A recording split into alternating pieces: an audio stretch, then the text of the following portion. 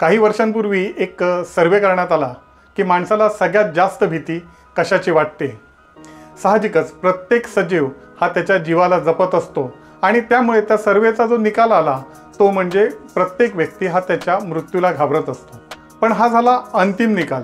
पण त्याच्यानंतर माणूस अजून कोणत्या कोणत्या गोष्टीला घाबरतो हेही बघण्याचा प्रयत्न झाला आणि खूप गमतीदार निष्कर्ष बाहेर आले। मी ज्या वेळेला ते निष्कर्ष वाचले त्यावेळेला मला खूप गंमत वाटली, कारण जगातील 75% व्यक्तींना लोकांपुढे जाऊन बोलण्याची भीती वाटत असते। म्हणजे असं बघा की लोक जमलेली आहेत, माईकही तयार आहे, तुम्हाला तिथे माईक घ्यायचं आहे आणि लोकांशी बोलायचं आहे, सहज सोपी गोष्ट आहे। पण ज्या वेळेला अशी वेळ येते त्यावेळेला त्या माणसाला नर्वस व्हायला होतं, त्याच्या शरीराला मध्ये कापरं भरतं, चेहऱ्यावरती घाम फुटतो, घसा कोरडा पडतो, एका हातामध्ये माईक असतो, एका हातामध्ये बोलण्याचा कागद असतो आणि दोन्ही हात असे थरथरत असतात। कशी तरी ती व्यक्ती स्वतःची एकदाची सुटका करून घेतात आणि त्याच्यानंतर कायमचा लोकांपुढे बोलण्याचा फोबिया हा त्यांच्या मनामध्ये घर करून राहतो। काय वाटेल ते झालं तरी चालेल, लोकांपुढे जाऊन बोलण्याची वेळ मला येऊ दे नको असं ते मनोमन ठरवतात। म्हणजे मृत्यू खालोखाल जर भीती कशाची वाटत असेल तर ती लोकांशी बोलण्याची। पण मंडळींनो, ही गोष्ट लक्षात घ्या की केवळ हे तुमच्या बाबतीत होत नाही, तर जगातील जेवढे वक्ते आहेत जे खूप छान बोलणारे म्हणून तुम्ही त्यांना ऐकत आलात, समजत आलात, बघत आलात, या सगळ्यांच्या बाबतीमध्ये सुरुवातीला हे अशाच प्रकारचं काही ना काहीतरी होत असतं। पण त्याच्यावरती त्यांनी व्यवस्थितपणे मात केलेली आहे आणि तुम्हीही जर मनामध्ये जिद्द बाळगलीत आणि एक ठरवलं की नाही मला हे करायचं आहे, तर भाषण कला ही एक सहज सोपी कला आहे। भाषण कलेचे अनेक फायदे आहेत, मात्र त्यातील काही निवडक 5 फायदे आज मी तुम्हाला सांगणार आहे या एपिसोडमध्ये। पहिला फायदा म्हणजे तुमचा आत्मविश्वास, सेल्फ कॉन्फिडन्स। ज्यावेळी लोकांच्या समोर तुम्ही पहिल्यांदा बोलायला जाणार आहात त्यावेळी निश्चितपणे तुमच्या मनावरती थोडंसं दडपण असते, भीती असते। पण एकदा का तुम्ही बोलायला सुरुवात केलीत की मग तुमचा आत्मविश्वास हळूहळू वाढत जातो। जसा जसा वेळ जातो, लोकांचा प्रतिसाद येतो, तो आत्मविश्वास अजून वाढतो। तुमच्या शरीरामध्ये काही विशिष्ट संप्रेरक काम करत असतात आणि त्यांचा वेग नंतर नंतर एवढा वाढतो की तुम्हाला आतून प्रचंड आनंद मिळतो आणि हा आतून मिळालेला आनंद तुमच्या रोमारोमामध्ये येतो, तुमच्या शारीरिक हालचालींमध्ये येतो, तुमच्या चेहऱ्यावरती येतो, तुमच्या डोळ्यांवरती येतो आणि लोकांचा जो प्रतिसाद तुम्हाला मिळतो त्या प्रतिसादामुळे तुमचा आत्मविश्वास एका हाय लेवलला पोहोचलेला असतो। हा आत्मविश्वास तुम्हाला तुमच्या आयुष्यातल्या प्रत्येक वळणावरती, प्रत्येक टप्प्यावरती निश्चितपणे उपयोगी पडेल। बोलण्याची कला किंवा भाषण कलेचा दुसरा महत्त्वाचा फायदा म्हणजे तुमचं बोलणं कमालीचं सुधारेल। लोकांपुढे ज्या वेळेला आपण बोलतो ना त्यावेळेला आपण मुद्देसूद बोलत असतो। सुरुवातीला काय बोलायचं आहे, नंतर काय बोलायचं आहे, मध्यंतराला काय बोलायचं आहे, त्याचा समारोप कसा करायचा आहे आणि मग आहे ना ही सवय आपल्याला आपसूक लागून जाते। तुमचं ड्राफ्टिंग किंवा तुमचं लिखाण सुद्धा आहे ना ते त्याच छान पद्धतीने होत जातं।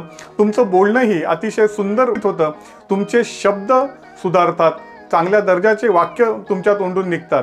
भाषण कलेचा तिसरा फायदा म्हणजे समाजातील मान्यवर, प्रतिष्ठित मंडळींशी तुम्हाला प्रत्यक्ष भेटण्याची संधी मिळेल।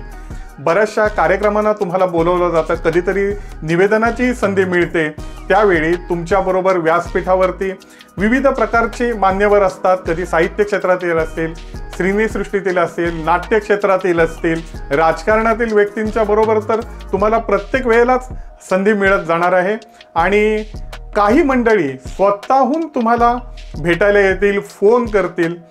भाषण कलेचा किंवा बोलण्याच्या कलेचा चौथा फायदा हा आहे की तुम्हाला नियोजनाची सवय होते। कोणताही नेता जो असतो तो होमवर्क किंवा नियोजनावरती काम करत असतो। नेतृत्व गुण तुमचे वाढीस लागणार, कारण तुम्ही नियोजनबद्ध काम करत राहणार आणि मग ही सवय तुम्हाला तुमच्या आयुष्यभर प्रत्येक ठिकाणी उपयोगी पडणार। तुम्ही ऑफिसचं काम करत असाल, तुम्ही बिझनेस करत असाल किंवा तुम्ही अजून कोणत्याही क्षेत्रात असेल, कुठेही सहलीला जायचं असेल किंवा काही करायचं असेल तर तुमचं नियोजन हे टापटीप असतं, कारण ती सवय आपण आपल्याला लावलेली असते। पाचवा फायदा म्हणजे तुम्हाला तुमच्या भावनांवरती नियंत्रण ठेवता येतं। ज्या वेळेला तुम्ही छान बोलता ना त्यावेळेला लोक तुमच्याकडनं प्रत्येक वेळेला अपेक्षा करत असतात। आनंदाचा प्रसंग असू दे किंवा दुःखद घटना घडलेली असू दे, तुम्हाला बोलावं लागतं आणि त्या प्रत्येक वेळेला प्रसंगानुरूप आपल्याला बोलायचं असतं आणि ज्या वेळेला बोलायचं असतं त्यावेळेला आपल्या भावनांवरती आपल्याला नियंत्रण ठेवायचं असतं. भाषण कलेचा ना हा सगळ्यात मोठा फायदा आहे की तुम्ही आयुष्यातल्या प्रत्येक प्रसंगाला ना बॅलन्स असतात. हवा तुमच्या डोक्यामध्ये जात नाही. कॅप्टन कूल म्हणून महेंद्रसिंग धोनीला जे ओळखतात त्याचं कारण पण तेच आहे की तो त्याच्या आयुष्यातल्या प्रत्येक प्रसंगामध्ये शांत आणि धीरगंभीर असतो. भाषण कलेचे अनेक फायदे आहेत, त्यापैकी निवडक 5 फायदे मी तुम्हाला सांगितलेले आहेत. पण या पलीकडे जाऊन तुम्हाला सांगतो, प्रत्येक वेळेला ज्या वेळेला कुठे संधी असेल त्यावेळेला सगळ्यात पहिल्यांदा तुमचा विचार केला जाईल. एखादी गोष्ट ठरवायची असेल तर तुमचं मत हे निर्णायक असणार आहे. आयुष्यामध्ये खूप यशस्वी व्हायचं असेल, पुढे जायचं असेल, प्रगतीच्या दिशेने जायचं असेल तर बोलण्याची कला किंवा भाषण कलेला पर्याय नाहीये. अभ्यास जो तो त्याच्या बुद्धिमत्तेनुसार करतो, त्याच्या मेहनतीनुसार करतो, त्याच्या कुवतीनुसार करतो. पण पुस्तकी ज्ञान आणि प्रत्यक्ष व्यवहार या दोन्ही गोष्टी वेगळ्या आहेत. भाषण कला किंवा बोलण्याची कला ही तुम्हाला जमलीच पाहिजे.